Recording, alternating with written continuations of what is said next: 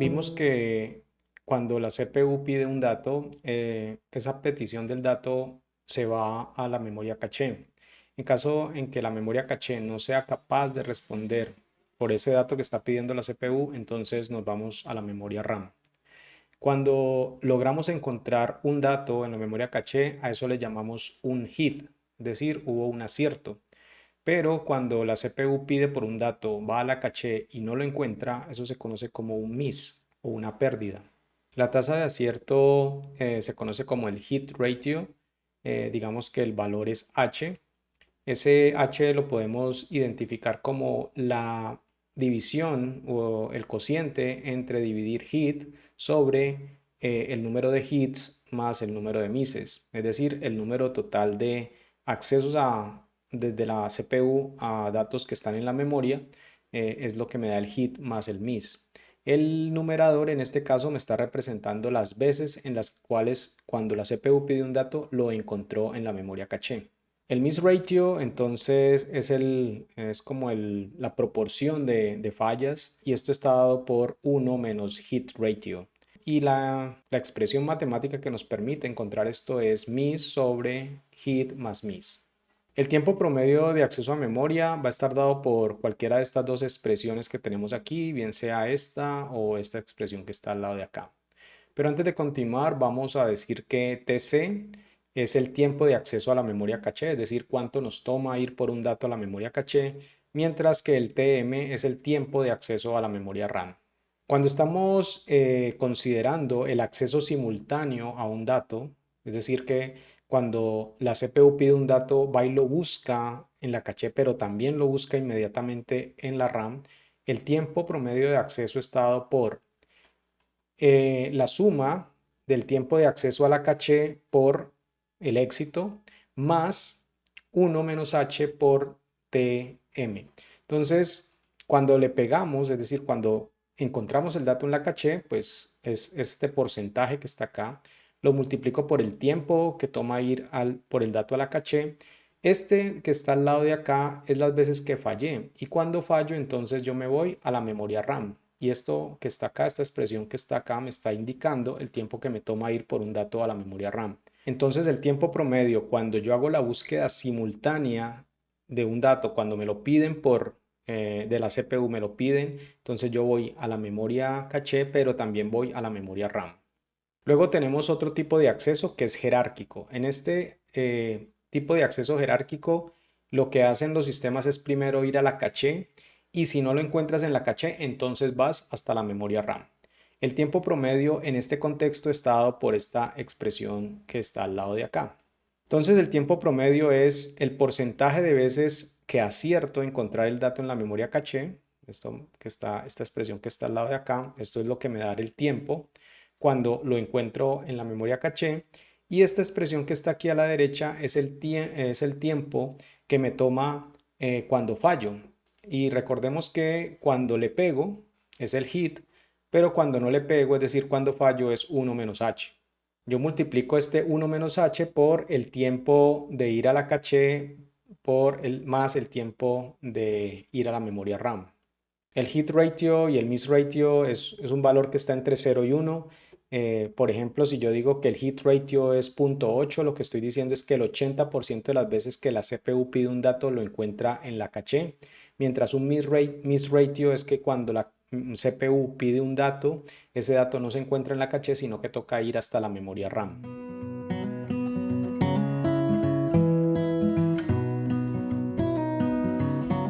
Vamos a ver ahora un ejemplo numérico de la expresión que acabamos de ver. Imaginémonos que h tiene una tasa, pues que es el hit ratio, tiene un valor de 0.8, es decir, que el 80% de las veces que la CPU pide un dato lo va a encontrar en la caché.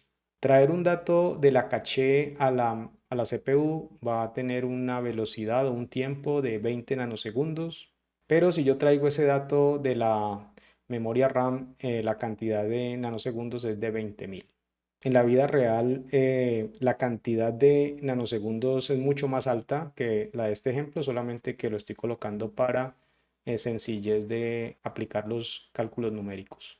Veamos ahora entonces cuánto nos cuesta llevar a cabo nuestros accesos cuando es de manera simultánea o de manera jerárquica.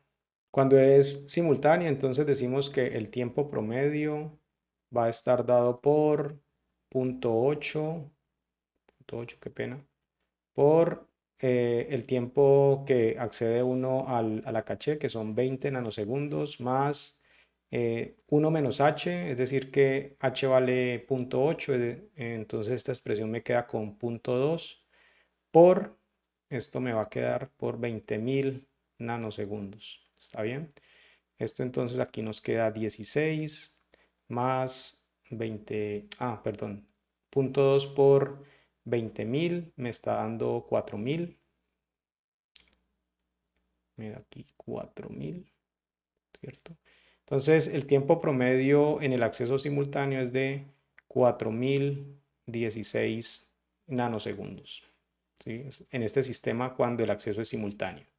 Veamos ahora qué pasa cuando nuestro acceso es jerárquico. Entonces tenemos que el tiempo promedio en este escenario de acá va a estar dado por .8 por el tiempo en la caché que es 20 más, vamos a tener aquí .2, ¿cierto?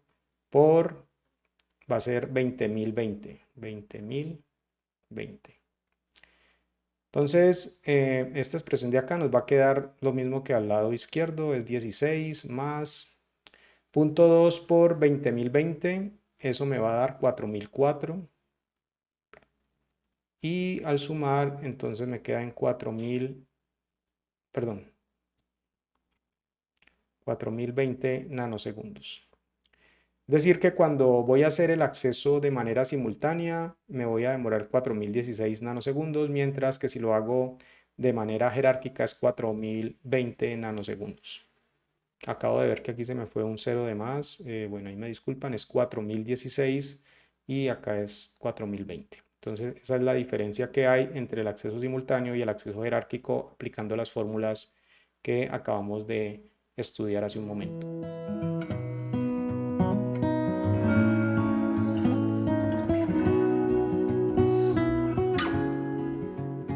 Imaginemos nosotros que tenemos 4 tareas. Tenemos la tarea A, B, C, D. E imaginémonos que solamente tenemos un solo procesador para llevar a cabo la ejecución de estas 4 tareas. Cuando tenemos un solo procesador y 4 tareas, pues nos toca hacer una tarea después de la otra. Hago la A, una vez termino la A paso a la B, paso a la B, luego sigo la C y así sucesivamente. Si ahora tengo 2 procesadores, yo podría decir, bueno, un procesador se va a encargar de la tarea A y la B y el otro procesador se va a encargar de la tarea C y D. Ahora, si yo tengo 4 procesadores, puedo decir, un procesador va por la tarea A, otro procesador va por la tarea B, otro procesador por la tarea C y el otro por la tarea D. Este cuarto escenario es cuando tenemos, por ejemplo, 8 unidades de procesamiento y además de eso yo puedo dividir la tarea A en subtareas. Entonces una parte de A la puedo ejecutar en un procesador, la segunda parte de A en otro procesador y así sucesivamente con cada una de las otras tareas. Es decir, que esas tareas yo las puedo a su vez dividirlas de manera que esas subdivisiones puedan ir a ser procesadas por procesadores independientes.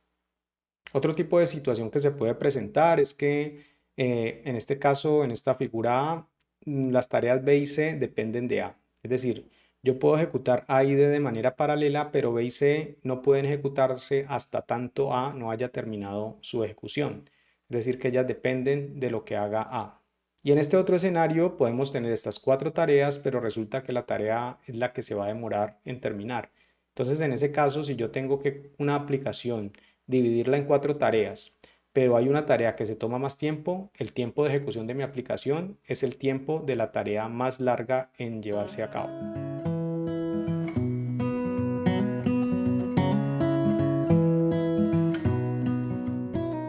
Vamos a ver ahora cómo este ejemplo de Fibonacci nos evidencia una ejecución irregular respecto al procesamiento de los datos.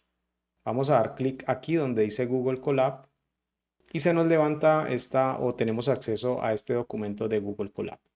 Para este caso vamos a suponer que nosotros tenemos un arreglo que apenas tiene esta cantidad de elementos, es estos que están acá, tiene 5, 10, 15, 20, 25. Y lo que vamos a querer hacer es calcular el Fibonacci de cada una de estas posiciones y vamos a comparar qué tanto se demora ejecutar el Fibonacci de cada una de estas posiciones.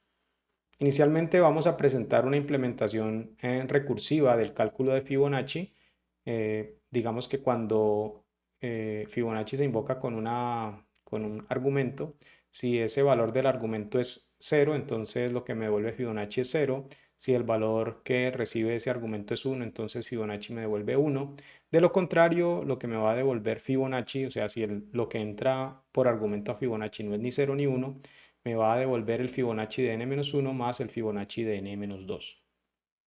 Nos ubicamos sobre esta celda, vamos a correrla, le damos control enter y vemos que el Fibonacci de 5 es efectivamente 5. Vamos a visualizar ahora la ejecución de este programa, pero vamos a ver unas gráficas que nos demuestran, digamos, qué tan demorado es calcular el Fibonacci de estos números que acabamos de ver hace un momento, del 5, 10, 15, 20, 25. Vamos a definir inicialmente nuestro vector, el que va de 5 hasta 25. En este caso va hasta 40, perdón. Aquí lo que estamos diciendo es que arrancamos en 5, vamos a ir hasta antes de 40 con incrementos de 5. Es decir, que ese vector va a tener 5, 10, 15, 20, 25, 30 y 35. Definimos una variable tiempos, o más bien un arreglo vacío que se llama tiempos. Luego vamos a recorrer nuestro vector valores y vamos a tomar cada valor. En esta línea número 8, vamos a tomar el tiempo en el cual se invoca o se va a invocar nuestra función de Fibonacci. Luego imprimimos el Fibonacci del valor. Una vez llevamos a cabo esa impresión, entonces miramos en qué tiempo terminó esa impresión y este tiempo, el tiempo en el que terminó, en el tiempo de inicio me va a dar el tiempo que transcurrió en llevar a cabo esta instrucción que está en la línea número 9.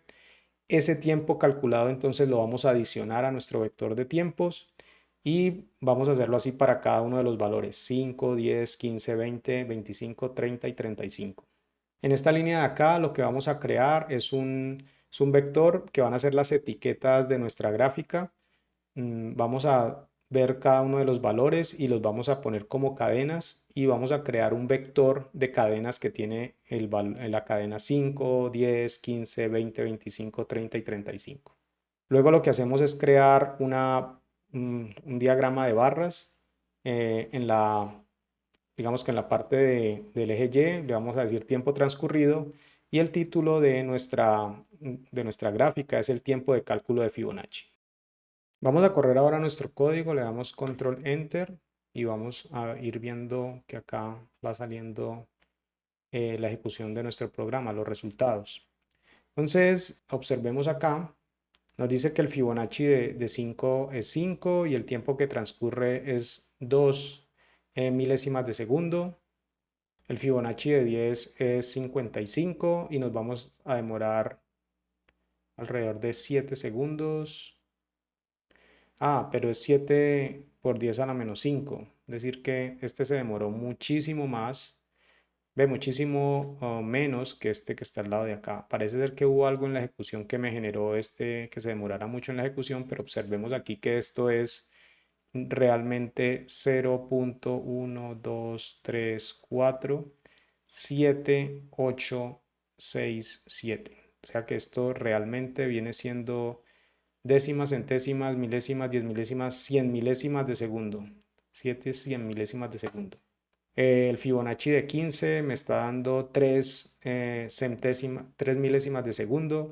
El Fibonacci de 20 me da 6 milésimas de segundo. El 25 se me está demorando 3 centésimas de segundo. El 30 se está demorando 3 décimas de segundo. Y el 35 se demoró 5 segundos, casi 6 segundos. Entonces observemos que los tiempos tienden a ser así. ¿Está bien? Es decir, que es como un crecimiento exponencial a la hora de hacer el cálculo de Fibonacci. No es lo mismo calcular números pequeños de Fibonacci con relación a los números más altos. Es decir, que hay una diferencia importante en el cálculo del Fibonacci dependiendo del valor de entrada. Esto es un tipo de procesamiento irregular, es una tarea que es bastante irregular a la hora de calcular los valores dado sus datos de entrada.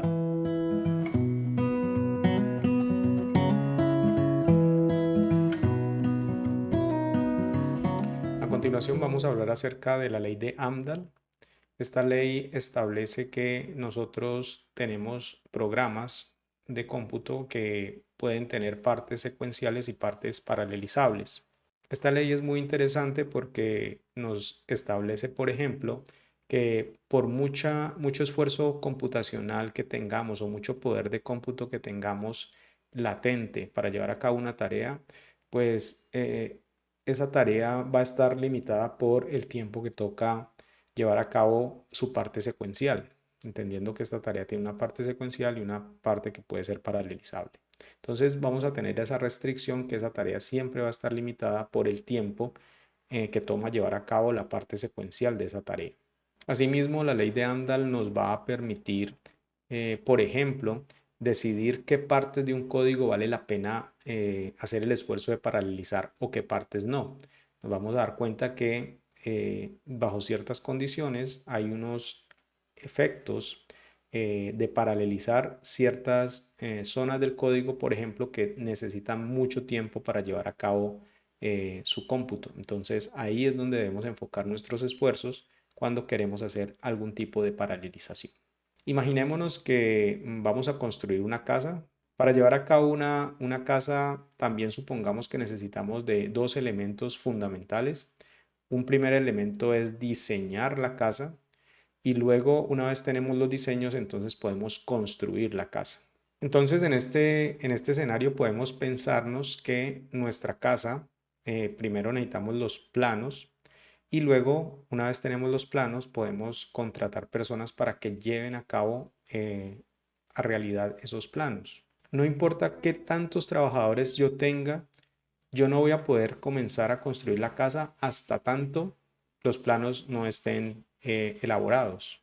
En este caso, por ejemplo, yo puedo tener dos obreros, puedo tener tres, cuatro, cinco, pero estos obreros no van a poder hacer su trabajo hasta tanto no tengan los datos, no tengan los elementos para poder comenzar a elaborar la casa. En este caso, el diseño de la casa, si no está listo, pues no voy a poder, no voy a poder comenzar a elaborar mi casa. Entonces este señor, Jean Amdahl, estableció una ley que nos va a indicar un límite inferior en el cual una tarea no lo va a poder sobrepasar o no va a poder disminuir ese límite, pues hay una parte del código que se va a necesitar siempre llevar a cabo de manera secuencial. Entonces, esta ley establece que la mejora promedio en el rendimiento que nosotros hagamos a un programa va a estar limitado por la fracción del tiempo que esa parte que nosotros mejoramos se use. Es decir, si nosotros hacemos un gran esfuerzo en una parte del código que casi no se usa, pues no se siente el efecto de esa mejora o de ese esfuerzo que hicimos para que se paralelizara. Vamos a tener esta expresión, ese latency, dado un S. Este S es como el factor de paralelización, es decir, cuántos, de acuerdo al ejemplo que teníamos anteriormente, es cuántos trabajadores yo tengo. Entonces, ese latency o speed up, también se le conoce, está dado por la versión de mi programa sin paralelizar sobre la versión de mi programa paralelizado. Entonces, la versión de mi programa sin paralelizar sabemos que va a tomar un tiempo t y la versión paralelizada de mi programa va a estar, digamos, dividido por dos partes. Una porción del código que es paralelizable, en este caso es P, y una parte del código que no es paralelizable. Entonces, vamos a tener una parte en la cual yo puedo efectivamente dividir mi tarea y llevar a cabo la ejecución de esa tarea en diferentes unidades de procesamiento. Eso digamos que es la parte paralelizable y otra parte que no es paralelizable. Si nosotros decimos que P es la porción del código paralelizable, digamos que el 40% de mi código es paralelizable, es decir, punto 4. La parte que no es paralelizable o que es serial es punto 6. Entonces aquí es donde reemplazamos en esta ecuación de acá. Nosotros lo que hacemos entonces es decir el punto 6 por el tiempo que toma ejecutar la tarea, ¿está bien? Y luego lo que hacemos es la versión paralelizada, que es punto 4, lo dividimos por la cantidad de elementos de procesamiento que tengamos. Y eso lo multiplicamos también por el tiempo que toma la ejecución de la tarea de manera secuencial.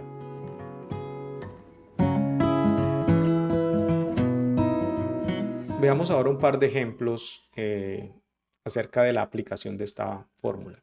Imaginémonos que tenemos un programa que, digamos, tiene el 30% de su código factible de ser paralelizado y que nosotros podemos incluir un factor de 2 a la paralelización. Entonces, si nosotros aplicamos nuestra fórmula, decimos que 1 menos p sería 0.7 y aquí vamos a dividir 0.3 entre 2. Acá ya tenemos, digamos, representado esa expresión y el valor que nos da aquí es 1.17.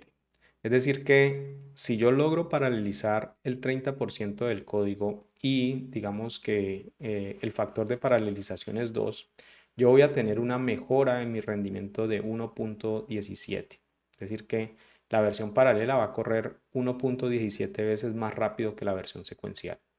Ahora imaginémonos este otro escenario. Imaginémonos que tenemos una tarea que está dividida en 4 partes. Una parte de esa tarea se va a ejecutar el 11% del total del tiempo. Otra parte se va a ejecutar el 18%.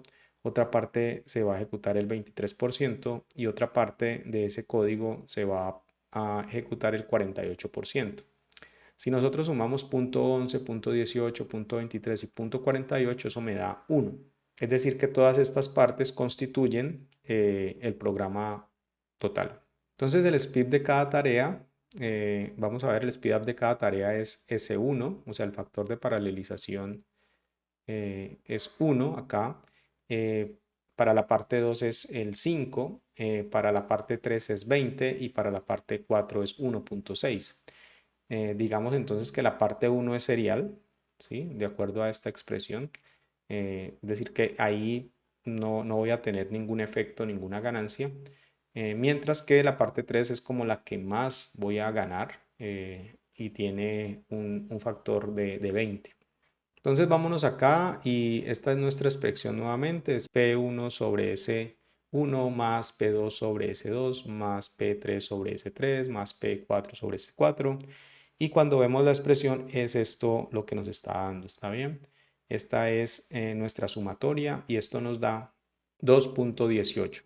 Eso quiere decir que nuestro programa, bajo estas condiciones, cuando yo incluya las partes paralelizables, mi programa va a tener un mejor rendimiento o se va a ejecutar 2 veces 0.18 con relación a la versión secuencial. Finalmente, veamos este otro ejemplo que también es muy interesante. Digamos que supongamos que tenemos un programa que tiene dos partes, una parte A y una parte B. La parte A se ejecuta 3 veces la parte B, es decir, que la parte A se ejecuta el 75% del total de mi programa y la parte B solamente se va a ejecutar el 25%. Aquí en esta gráfica lo podemos ver, tenemos aquí que el proceso original este es A, es decir, esta es la parte que toma ejecutar A en su versión secuencial y esta es la parte B que toma ejecutar la parte secuencial. Imaginémonos ahora que nosotros somos capaces de paralelizar la parte B y lo podemos hacer, digamos, 5 veces, es decir, que vamos a poder mejorar en 5 veces el tiempo de ejecución de esta parte. Vamos ahora a calcular cómo nos beneficia eso en nuestro aplicativo. Entonces tenemos aquí que es 1 menos 0.25 más 0.25 dividido 5. El punto 25 sale porque recordemos que la parte B solamente se va a ejecutar el 25% del tiempo, mientras que la parte A se ejecuta el 75% del tiempo cuando estamos considerando la versión secuencial. Entonces, punto 25 lo vamos a dividir por 5 y esta es nuestra expresión. Vamos a ver qué tanto se mejora y obtenemos un valor de 1.25. Eso lo que nos quiere decir es que nuestro programa, si logramos llevar a cabo esa paralelización de la parte B con un factor de 5, lo que vamos a tener al final es una mejora en total de la ejecución del programa de 1.25 veces. Es decir, que la versión paralela, paralelizado solo en la sección B, es 1.25 veces más rápido que la versión sin paralelizar. Veamos ahora qué pasa si yo lo que paralelizo o hago el esfuerzo de paralelizar es la parte A, la que se ejecuta el 75% de las veces. Pero observemos aquí que vamos a tener un factor de 2. En la parte B teníamos un factor de 5, pero acá vamos a tener solamente un factor de 2 sobre el 75, sobre la parte del código que se ejecuta el 75% del tiempo. Entonces vamos a tener esta expresión de acá abajo, 1 menos 0.75. Recordemos que A se va a, digamos, a ejecutar el 75% del tiempo, entonces 1 menos 0.75 será el 25%, esa es la parte que no vamos a paralelizar, pero el 0.75% lo vamos a dividir por 2, ya que vamos a tener una mejora de 2 veces el tiempo de ejecución de A en esta versión paralela. El valor entonces de esta expresión es 1.6. Obtuvimos un valor de 1.6, es decir que en esta versión, a pesar de que solamente logré llevar un factor de 2 veces la paralelización de la sección A, tengo un mejor rendimiento cuando logro hacer esa mejora de 2 veces sobre el 75% del código. Aquí tenemos 1.6 que en la parte de abajo era aproximadamente 1.25. Entonces, la moraleja aquí es que muchas veces tenemos que hacer el esfuerzo de paralelizar en aquella zona del código que se ejecuta la mayor cantidad de tiempo en nuestro programa.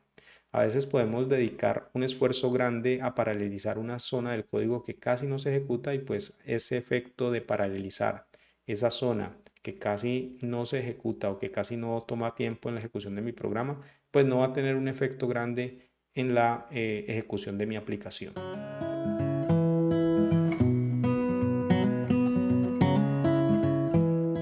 Es importante entonces resaltar que cuando nosotros vamos a paralelizar es importante conocer cómo se comporta nuestro programa, es decir, qué tanto tiempo invierte en diferentes secciones del código. A eso es a lo que se le conoce como el profiling. El profiling entonces es hacerse una idea de cuánto tiempo consume mi programa en las diferentes secciones del código. Como vimos anteriormente, aquí lo importante es tratar de concentrar los esfuerzos en la parte del código que más toma tiempo en la ejecución total de mi programa. También tenemos que identificar cuál es esa ruta más crítica a la hora de ejecutar mi aplicación. Nosotros tenemos que validar que efectivamente podemos tener muchas tareas, pero hay muchas tareas de esas que se pueden ejecutar en paralelo y eso digamos que no redunda en un detrimento de la ejecución del programa. Aquí lo que realmente me debe preocupar a mí es desde la primera tarea hasta la última tarea, cuánto toma el mayor tiempo. No importa que en el medio haya muchas tareitas llevándose a cabo de manera paralela, eso no me va a restringir mi tiempo percibido en la ejecución de mi aplicación. Otro elemento importante es también estar muy pendientes de cuántas veces yo voy a la memoria RAM por tener un dato. Tenemos que tratar de reducir, disminuir o eliminar en lo posible los accesos a memoria RAM porque la memoria RAM es muy lenta cuando lo comparamos con otros accesos como la memoria caché o los registros de la CPU. Entonces tenemos que construir programas que traten de ir lo menos posible a la memoria RAM y aprovechar al máximo aquellas instrucciones, aquellos datos que están en la memoria caché.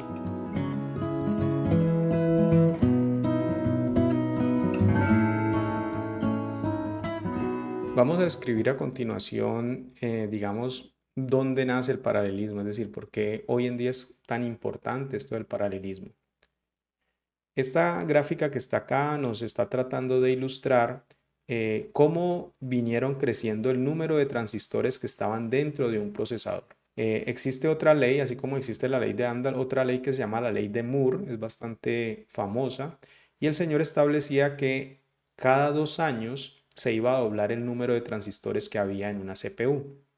Y esa, digamos, esa predicción que hizo el señor Moore se mantuvo alrededor de 40 años, de 1970 al 2010. Logramos pasar de que en el 1970 de tener miles de transistores por CPU para luego tener miles de millones de transistores en CPU en el 2011. Incrementar el número de transistores tiene como consecuencia de que vamos a poder llevar a cabo más tareas por unidad de tiempo. Sin embargo, el tener tantos transistores en una sola CPU empezó a generar una serie de inconvenientes en los cuales no se veía recompensado la cantidad de energía que se le inyectaba a la CPU versus la cantidad de trabajo que ésta llevaba a cabo.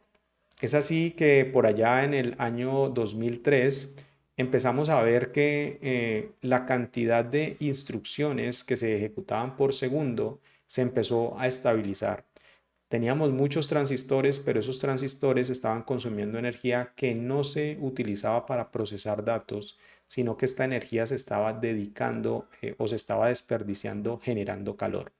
Llegamos así entonces a tener como un tope de 3 GHz para llevar a la hora de procesar y nos encontramos adicionalmente con unos elementos que estaban deteniendo la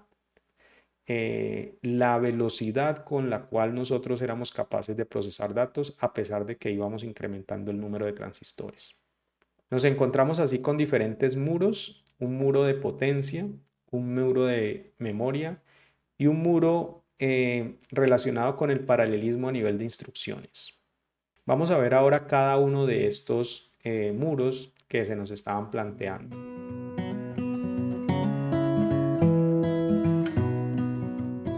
El primer muro que vamos a considerar es el muro de la potencia.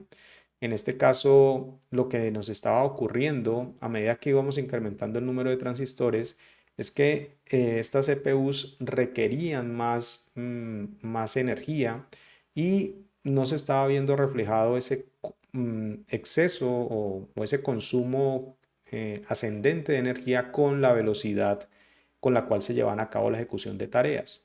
Entonces, por eso es que empiezan ahí como a cuestionarse si realmente tantos transistores en la CPU eso estaba teniendo sentido.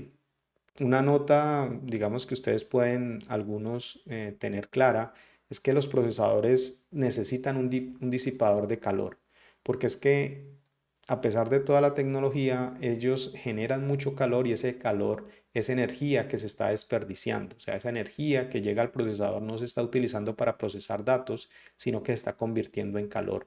Y eso pues ellos trataron de mitigarlo, no podían darse el lujo de seguir consumiendo energía y que la energía se estuviera yendo en generar calor. Otro problema es que se comenzó a percibir es lo de la memoria. Digamos que en un estudio de 1994 se empiezan a dar cuenta que estamos teniendo una desventaja, una disparidad entre la velocidad de acceso a la memoria RAM y la velocidad de la CPU.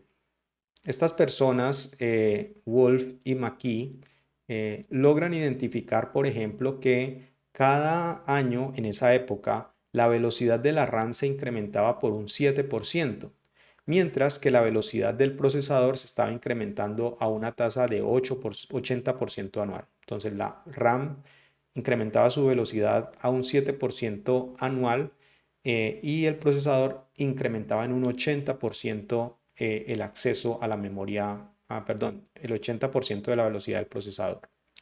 Esto lo que estaba generando entonces es que cada vez que yo iba a la memoria RAM por un dato, estaba desperdiciando ciclos de CPU porque ahorita la CPU podía procesar potencialmente muchos datos, mucha información, pero esa información no estaba disponible en la CPU. Entonces teníamos que dejar como inactiva a la CPU hasta tanto el dato que necesitábamos de la memoria RAM no nos llegara. Y ellos se dieron cuenta que alrededor del 2005 ya íbamos a tener ese problema, es decir, del 94 al 2005 ellos pronosticaban de que la memoria iba a ser un problema a la hora de tratar de ejecutar los programas de la mayor brevedad posible, en la mayor brevedad posible.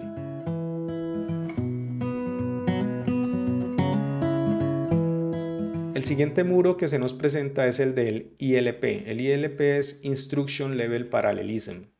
Este Instruction Level Parallelism quiere decir que nosotros, a pesar de que no lo percibamos, internamente el procesador es capaz de llevar a cabo instrucciones, ejecución de instrucciones en paralelo.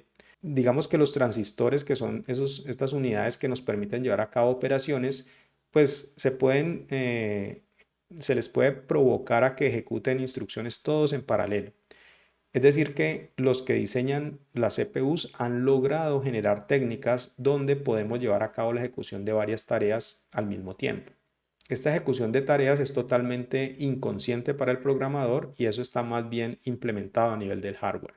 Encontramos entonces que cuando se diseñan las CPUs se generan, digamos, unidades de ejecución paralelas. ¿Eso para qué sirven esas unidades de ejecución paralelas?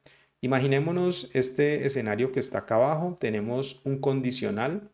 En el condicional tenemos la instrucción condicional 1, instrucción condicional 2, instrucción condicional 3. Imaginémonos ahora que tenemos un else y en el else tenemos una instrucción else 1, instrucción else 2, instrucción else 3. Lo que hace la ejecución especulativa es que independientemente del valor de la condición, yo empiezo a ejecutar las instrucciones del if y las instrucciones del else. Esto tiene un propósito y es tratar de aumentar el uso de la CPU, es decir, que la CPU no se quede ahí como pensando, ay, si es la condición, si esta condición se cumple, entonces voy a ejecutar acá, si no, entonces me voy para acá. No, sino que él dice, no importa el valor de la condición, voy a ejecutar estas dos instrucciones. Y si la condición no se cumple, entonces pues voy a borrar esto que está acá de lo que llevaba a cabo en mi ejecución. Pero si la condición se cumple, pues entonces lo que elimino son estos else de acá. Y esto de mantener ocupada la CPU está muy relacionado con la siguiente característica, es el pipelining. El pipelining tiene que ver con la capacidad de poder llevar a cabo varias instrucciones ejecutadas en paralelo, pero cada instrucción se ejecuta en un momento o en una etapa muy particular. Para tratar de aterrizarlo en algo que nosotros podamos visualizar, imaginémonos que necesitamos lavar ropa. Lavar ropa implica lavar la ropa, después de lavar la ropa la secamos y después de que la secamos la doblamos. Imaginémonos entonces que tenemos 4 tandas de ropa, A, B, C, D. Digamos que una forma de llevar a cabo esta lavada de ropa es ponemos en la lavadora una tanda de ropa, esperamos a que esa tanda de ropa termine de ser lavada, la pongo a secar y una vez termine de ser secada yo la doblo. Una vez termino de doblarla, entonces paso a la siguiente tanda B y la pongo a lavar, seco, doblo. Luego termino y paso a C, lavo, seco, doblo. Termino C, paso a D, lavo, seco, doblo. Si y estimando pues que lavar me tome 30 minutos, secar 40 y doblar 20, si arrancamos a las 6 de la tarde, procesar o lavar esas 4 tandas de ropa me va a tomar hasta la medianoche. Pero yo creo que todos nosotros podemos tener como la idea de que si tengo estas etapas para llevar a cabo el lavado de ropa, yo puedo decir entonces que cojo la tanda A y la pongo a lavar. Una vez termine de lavar la tanda de ropa A, entonces pongo a lavar la tanda de ropa B y mientras está lavándose, utilizo la secadora para secar la tanda de ropa A. Una vez terminamos de secar A y de lavar B, entonces ya me queda la lavadora libre. Entonces pongo a lavar la tanda de ropa C. La primera tanda de ropa pues ya ha sido lavada, ha sido secada, la puedo doblar. La tanda de ropa B en algún momento pues logró apenas ser lavada, ahorita toca secarla. Y una vez nosotros terminamos de doblar, entonces probablemente también se terminó de secar la tanda B y se terminó de lavar la tanda C. Entonces en ese momento queda disponible la lavadora y entonces yo puedo lavar en la tanda de ropa D, puedo poner a secar la tanda de ropa C y puedo doblar la tanda de ropa B. Si continuamos esa ejecución, podemos decir entonces que arrancamos a las 6 de la tarde, haciendo este tipo de paralelización, pero en diferentes etapas, voy a terminar alrededor de las 9:20 de la noche. Algo similar ocurre con los procesadores. Cuando se va a ejecutar una instrucción, resulta que cada instrucción dentro del procesador sufre diferentes etapas, sufre diferentes procesamientos. Un primer procesamiento es que la instrucción se tiene que traer de la memoria y se pone en el procesador. Una vez la instrucción está en el procesador, esa instrucción se decodifica. Una vez la instrucción se decodifica, probablemente esa instrucción necesita datos y entonces tengo que recuperar los datos para llevar a cabo la ejecución de la instrucción. Una vez ya tengo identificada la instrucción, ya tengo los datos, entonces yo ejecuto la instrucción y es probable que después de haber ejecutado la instrucción yo pueda o yo necesite, perdón, almacenar algunos valores generados durante la ejecución de la instrucción. Entonces, si nosotros tenemos la instrucción 1, inicialmente nos la tenemos que traer de la memoria RAM y ponerla en el procesador. Una vez nosotros terminamos de traer esa instrucción 1 de la memoria y lo ponemos en el procesador, ya la podemos decodificar. Ahora podemos entonces traernos la instrucción 2 de la memoria al procesador. Una vez, digamos, esta instrucción de decodificación y esta instrucción de traer los datos de la memoria a la CPU ha terminado, entonces podemos movernos un poco, podemos ejecutar la instrucción 3, traernos la instrucción de la memoria a la CPU, la instrucción 2 ya la podemos decodificar y la instrucción 1 ya podemos traer los operandos. Una vez todas cumplan su etapa, entonces la instrucción 4 podría ser traída desde la memoria a la CPU, la instrucción 3 la podemos decodificar, la instrucción 2 traemos los operandos que se necesitan para ejecutar la instrucción y la instrucción 1 la podemos ejecutar. Una vez todas estas instrucciones en estas etapas han sido procesadas, entonces la instrucción 5 la traemos de la memoria a la CPU, la instrucción 4 la decodificamos, la instrucción 3 traemos los operandos para que se pueda llevar a cabo la ejecución de la instrucción 2 se ejecuta y finalmente la instrucción 1 almacena la información generada a la hora de ejecutar dicha instrucción. Si nos damos cuenta, en este tiempo 4 se nos ha llenado, digamos, o somos capaces de ejecutar 5 instrucciones en paralelo. ¿Está bien?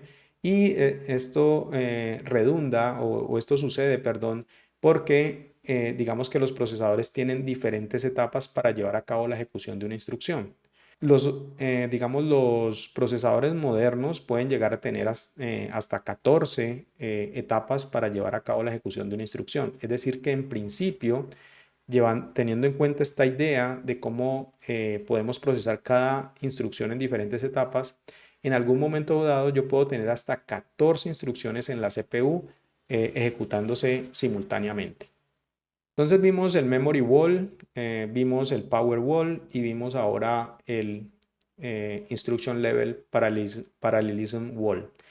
Entonces lo que nos quiere decir esto es que llegamos ya a un límite en el cual un solo procesador pues no nos va a dar esa posibilidad de incrementar los tiempos o más bien reducir los tiempos de ejecución de nuestras aplicaciones.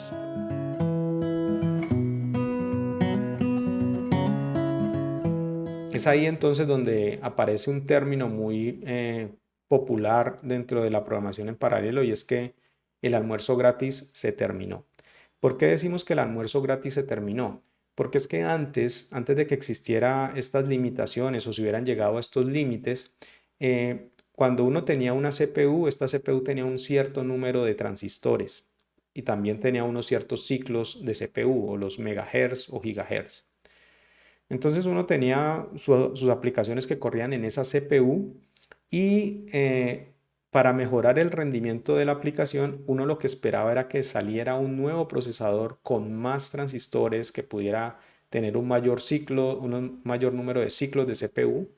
Y lo único que hacía uno era sacar el antiguo procesador, ponía el nuevo procesador con más transistores, con mayor número de ciclos de CPU y nuestro programa corría más rápido. Pero como ya llegamos a ese límite donde esa sola unidad no podía dar más, se necesitó ya no, digamos, incrementar los ciclos de CPU. Se siguieron incrementando el número de transistores, pero ahora esos transistores estaban divididos en lo que nosotros conocemos hoy como núcleos. Entonces, nuestras CPUs ya no son de un solo núcleo, sino que tienen varios núcleos. Esos diferentes núcleos tienen diferentes transistores y de esa manera nosotros podemos tomar ventaja del paralelismo que nos ofrece la CPU. Pero para poder llevar a cabo eso en la realidad es necesario que nosotros como programadores llevemos a cabo esa ejecución o esa distribución de nuestra aplicación sobre los diferentes núcleos de manera que se pueda ejecutar en paralelo.